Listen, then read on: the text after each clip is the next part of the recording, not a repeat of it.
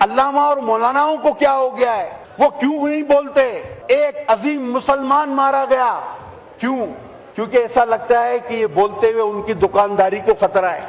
اب ہم کانسٹیٹیوشن میں بھی لکھتے ہیں اسلامی ریپبلک آف پاکستان۔ سر پھر اسلامی کیا ہے یہاں پہ؟ یہ فتوے کہ یہ کافر ہے، یہ رافضی ہے، یہ اسلام رہ گیا ہے؟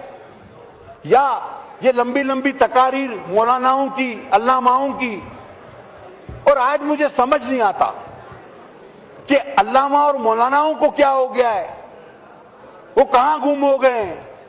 وہ کیوں نہیں بولتے کہ یہ ظلم ہوا، ایک عظیم مسلمان مارا گیا؟ کیوں؟ کیونکہ ایسا لگتا ہے کہ یہ بولتے ہوئے ان کی دکانداری کو خطرہ ہے، کیونکہ وہ نظریات و عقائد دوسرے رکھتا تھا۔ سر وہی شخص مسلمان نکلا، ایک ہی، جس کو آپ رافضی اور کافر کہتے تھے۔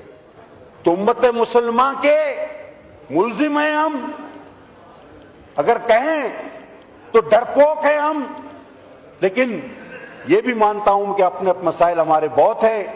50 سے زیادہ جگہوں پر ہمیں ان نمک حراموں نے انگیج کیا، جن کو ہم نے پالا، جن کو ہم نے پناہ دی، اور جب جس نے کسی کو پناہ دی ہے، غزہ کا حال آپ دیکھ لیں، وہی غدار اور نمک حرام نکلا، اور جب کسی کو پناہ دی تو اس نے یہی حال کیا ہے جو آج یہ نمک حرام ہمارے ساتھ کر رہے ہیں، اور اس کی مثالیں بہت طویل ہیں۔ سر جذبات تو کہیں کچھ اور لے جا رہے، لیکن اور میں اللہ کا شکر مانتا ہوں، کل رات میں یہ سوچ رہا تھا آخری بات کہ خدا نے کیا میں صرف نیشنل اسمبلی کا ممبر ہوں، دل کی بات کر رہا ہوں۔ میں کسی ایسے عہدے پر نہیں کہ جو فیصلہ کر سکے، جو فیصلہ لے سکے۔ اللہ کا شکر ہے میں کسی ایسے عہدے پر نہیں، کیونکہ ورنہ تو حساب انتہائی خراب ہونا تھا۔